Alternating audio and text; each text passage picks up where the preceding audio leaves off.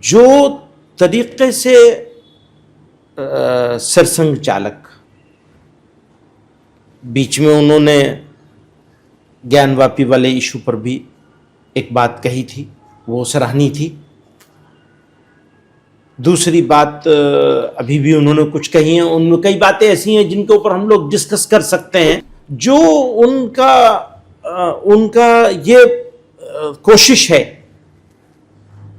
उसको सराहा जाना चाहिए। किसी भी समझौते का तथाकथित या किसी वार्ता का हम लोगों को कोई फर्क नहीं पड़ता। इसलिए हम लोग अपनी लीगल लड़ाई में आगे बढ़ेंगे और किसी भी तरह के कॉम्प्रोमाइज की टॉक्स पे कॉम्प्रोमाइज की टेबल पे नहीं बैठेंगे। बातचीत तो सबसे उत्तम रास्ता है मतभेद बढ़ाने का और खत्म करने का। अगर ये पहल मदनी जी की तरफ से है तो कहा जाए कि अच्छी सोच है उनकी। ये वार्ता का नाटक करके यह मुकदमे को ढीला करना चाहते हैं, इसकी कार्रवाई को अवरुद्ध करना चाहते हैं। संवाद का तो हमेशा सतत प्रयास चलता ही रहना चाहिए विपरीत परिस्थितियों में। किनमें समझौते की वार्ता चल रही है, इस बारे में मुझे कुछ नहीं मालूम है। तो मैं इतना स्पष्ट कर देना चाहता हूं कि मैंने और मेरी लीगल टीम ने उन सारी मंदिरों को जिनको तोड़कर मस्जिदें बनाई गई हैं गुलामी काल में, उन एक एक को वापस लेने के लिए हम आगे बढ़ चुके हैं। हमारा प्रण है, संकल्प है और ईश्वर के नाम पर निकल चुके हैं और एक भी मंदिर छोड़ने का सवाल नहीं आता। किसी भी समझौते का तथाकथित या किसी वार्ता का हम लोगों को कोई फर्क नहीं पड़ता।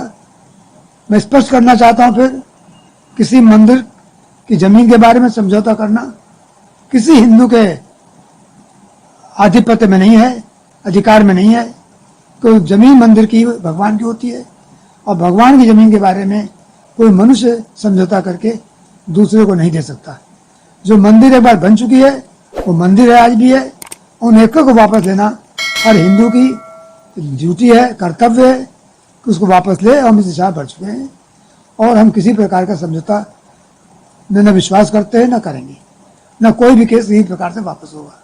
देखिए, हम और हमारी पूरी लीगल टीम और हमारे जितने याचिकर्ता हैं, वो ज्ञानव्यापी हो, चाहे वो मथुरा हो, चाहे वो संभल हो, चाहे वो भोजशाला हो, चाहे वो अलग अलग जगह जहाँ पे मंदिरों के रेस्टोरेशन के रिवाइवल के केस चल रहे हैं, उसमें भी किसी भी तरह से कोई भी कॉम्प्रोमाइज के लिए या बातचीत के लिए हम लोग तैयार नहीं है। उसका कारण ये है कि जिन लोगों ने इस्लामिक अतिक्रमण करके हमारे जो देवता के स्थल थे उसको कब्जा किया, वहां पे कोई भी बातचीत नहीं हो सकती है। राम मंदिर के केस में हम लोग ने पूरा देखा कि किस तरह से बातचीत का दौर चला और उसके बाद हमारा केस कमजोर हुआ।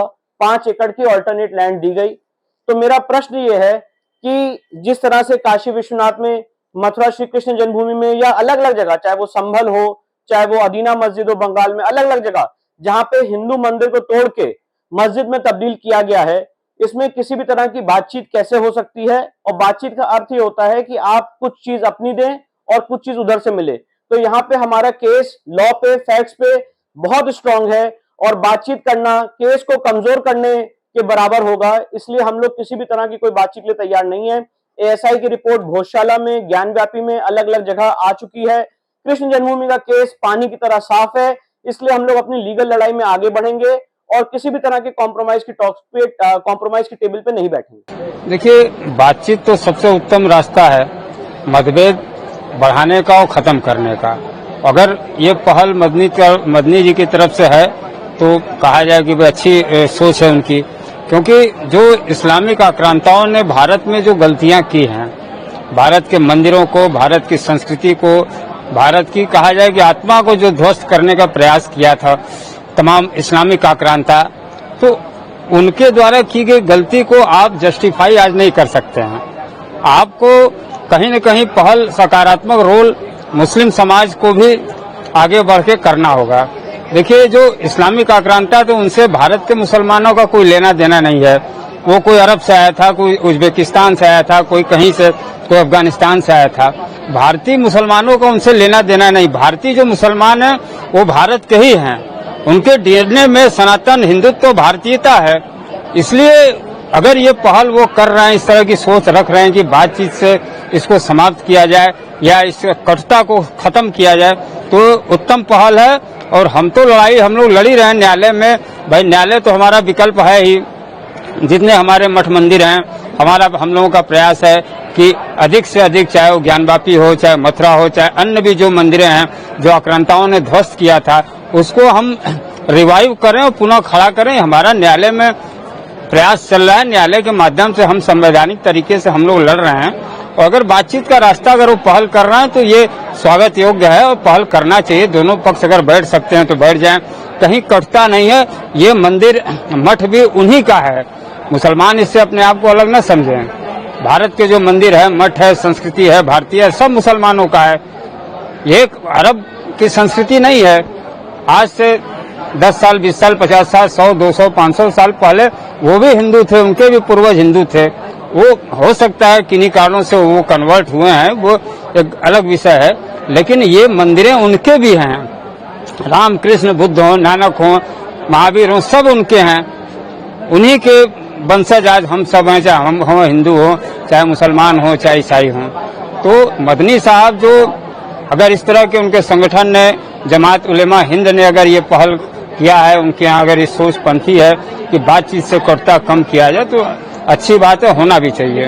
देखिए, सबसे पहले मैं मदनी जी को कह रहा हूं कि ये खाली बात से कहना चाहते हैं कि रियल में करना चाहते हैं। यदि रियल में करना चाहते हैं तो एक बार वो ज्ञान माफी परिसर का स्वतः जाकर के निरीक्षण करके देख लें कि क्या वह वार्तालाप कहीं गुंजाइश है। चीख चीख करके वहां दीवारें कह रही हैं कि मंदिर के भवनावशेष पर मस्जिद बनाने का प्रयास किया गया। अंग्रेज के समय अंग्रेज का जो जिलाधिकारी थे, उन्होंने लिख करके दिया कि यह हिंदुओं का मंदिर है, हिंदुओं को सौंप दिया जाए। एएसआई सर्वे हुआ, साधारण सर्वे हुआ, सब में मंदिर के साक्ष्य मिले। अब इसमें वार्ता करने की क्या है, कुछ रह गया है? अरे जाकर के सीधे एक बार दर्शन करें और अपने मजहब के लोगों को समझावे कि हिंदुओं को सौंप दें। अब वार्ता वहां होती है जहां कुछ अवशेष मस्जिद और मस्जिद दोनों के होते हैं। वहां पर अगर आप, आज भी मैं कह रहा हूं, फोटो भी देखे होंगे, आप लोगों के न्यूज द्वारा भी दिखाया जा रहा है कि जिसको मस्जिद कहते हैं उसका पश्चिमी द्वार चीख चीख के कह रहा है कि मैं मंदिर का अवशेष हूं। खंडहर बता रहा है कि मंदिर का अवशेष हूं। दीवारें पर घड़ी, घंटा, कलश, हाथी बने हुए हैं। जो एएसआई सर्वे में कम से कम 850 पेज का रिपोर्ट लगाया गया है, उस उन्होंने स्पष्ट लिखा अपने फाइंडिंग में कि मंदिर के अवशेष पर मस्जिद बनाने का प्रयास किया गया। तो उसका पढ़ लें, साधारण सर्वे पढ़ लें, एक बार दर्शन कर लें। तो अगर उनको वार्ता जैसा लगता हो तो वार्ता करना कहीं से कोई दिक्कत बुरा नहीं है, लेकिन वह हिंदुओं को सौंप दें और सौंप करके भाईचारा का निबंधन करें, नहीं तो विथ कास्ट उनको सौंपना पड़ेगा। मामला तो कोर्ट में है, कानूनी लड़ाई आप लोग लड़ रहे हैं। एक तरफ अंजुमन इंतजामिया मसाजिद कमेटी कहता है कि हम इतनी आसानी से थाली में परोस के नहीं दे सकते, तो क्या लगता है कि अभी वो स्थिति है कि बैठ के बात करने से हल निकल सकता है? जब एक तरफ कह रहे हैं कि हम थाली में परोस के नहीं दे सकते हैं, अंजुमन इंतजामिया कहे भी हैं, उनके सचिव कहे हैं, उनके सचिव एएसआई सर्वे जो साधारण सर्वे हो रही थी, तो कहे कि सर्वे मेरे सीने पर होगा, होने नहीं देंगे, गर्दन कटा देंगे, नहीं होने देंगे। तो वार्ता कैसे होगी? वार्ता तब होगी जब आप सत्य को स्वीकार करके चलेंगे। वार्ता तब होगी जब सत्य इतिहास के पथ पर चलेंगे कि इतिहास क्या कहती है, सत्य क्या है, सामने क्या है, तब न होगी। ये वार्ता का नाटक करके यह मुकदमे को ढीला करना चाहते हैं, इसकी कार्रवाई को अवरुद्ध करना चाहते हैं, क्योंकि अभी 350 साल हो चुका। 400 साल तो लड़े, हमारे अयोध्या की लड़ाइयां लड़ी गई, उसके बाद लास्ट में निर्णय हुआ, मंदिर बना। अभी भी कहते हैं नहीं हो। ये तो स्पष्ट है कि मंदिर है, और मंदिर तो सौंप दिया जाए, देख लें, अपना वार्ता का करना है उनको सौंप देना है। और ये सिर्फ वार्ता का नाटक करके मुकदमे की कार्रवाई को रोकना चाहते हैं, अवरुद्ध करना चाहते हैं। पहले तो अपने तरफ से तैयार हो जाए। उनका कई मदनी जी का स्टेटमेंट आ जाइए, उनका अंजुमन इंतजामिया सचिव का स्टेटमेंट कुछ और आता है। साधारण सर्वे और एएसआई सर्वे हुआ, एएसआई सर्वे 90 दिन का हुआ, एक एक बिंदुओं पर, एक एक चीज पर देखा गया, कहीं मस्जिद का अवशेष नहीं मिला। मतलब आप ये सीधा कह सकते हैं कि अगर कुछ अवशेष मस्जिद का होता तब वार्ता हो भी एकदम, कोई भी अवशेष होता, कुछ भी होता, न वह वक्फ की संपत्ति है। कभी कहते हैं कि औरंगजेब यहाँ का बादशाह था, तोड़ के बनाया, तो बनाया तोड़ करके तो मस्जिद मंदिर को पूरा मलबे समेत हटा के बनाता। क्या जरूरत है खंडहर छोड़ देने का? आज वो खंडहर चीख चीख कर रहा है, अपमानित करके कह रहा है कि मैं मंदिर का भग्नावशेष हूँ, मंदिर हूँ, मस्जिद में पढ़ा जा रहा है। नहीं तो वो लोग कहते हैं कि हम लोग विवादित जगह पर नमाज पढ़ेंगे तो खुदा कबूल नहीं करता है। फिर कहते हैं कि मेरा मजहब कहता है कि चित्र कलाकारिता नहीं होनी चाहिए, प्लेन होना चाहिए। तो उनकी कथनी और उनके लोगों के फॉलोअर में हम लोग को समझ में, व्यक्तिगत मुझे समझ में बहुत कम आ रहा है। जो कहते कुछ और हैं, उनका मजहब का परिभाषा कुछ और बताता है, प्रैक्टिकल कुछ और करते हैं। जिस देश का मजहब के नाम पे विभाजन हो गया, उस देश में हम सनातनियों को एकदम अलग कर दिया गया। इस विषय पर अयोध्या, मथुरा, काशी के अलावा बहुत से ऐसे मंदिर हैं जो हमारे सभ्यतागत मानदंड के आधार स्तंभ रहे हैं, उनको कैसे छोड़ा जा सकता है? उनको अवश्य ही मदनी जी वापस करने का ऐलान कर दें। तहे दिल से उनका अभिनंदन है। भारत माता और राष्ट्र के प्रति, वंदे मातरम के प्रति निष्ठा व्यक्त करें, अवश्य है।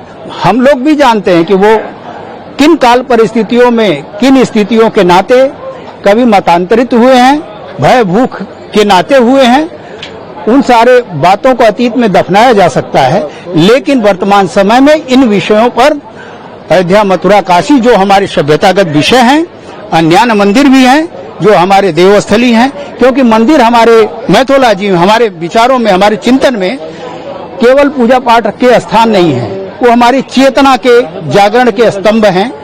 इसलिए उन पर हम रिक्लेम कर रहे हैं, उनको पुनर्स्थापित करने की बात कर रहे हैं। तो अवश्य ही इस विषय पर मदनी जी को विचार करना चाहिए।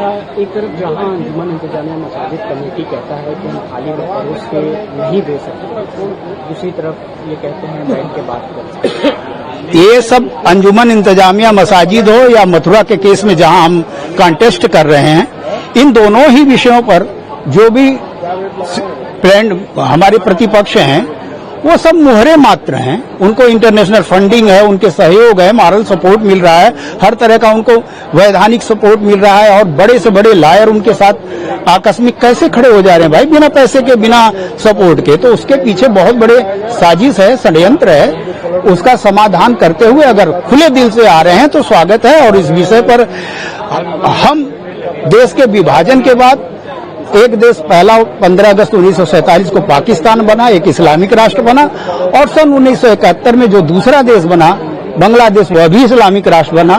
तो हम अपने को कितने तह तक जाके, कितने स्तर पे जाके बिखेरते रहेंगे, तोड़ते रहेंगे।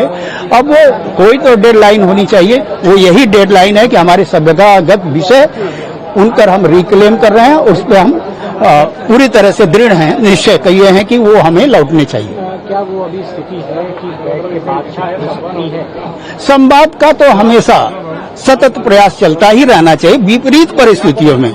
मैं तो कहता हूं कि इजराइल को भी फिलिस्तीनियों से लगातार संवाद करता ही रहना चाहिए, संवाद बने रहना चाहिए। और संवाद से बातें निकलती हैं, बहुत से लोगों की जो कुंठाएं होती हैं और जो विभेद होते हैं उसका समाधान होता है। इसलिए संवाद तो लगातार बनाए रखें, अच्छी बात है। इसी देश में रहना है उनको, यहाँ से छोड़ के जाना नहीं है। तो हमारे साथ रहना तो भाई सतत संवाद बनाइए और रास्ता निकालिए। इस देश के मान वर्धन का जो हजारों वर्षों की सभ्यता है उसका सम्मान करिए।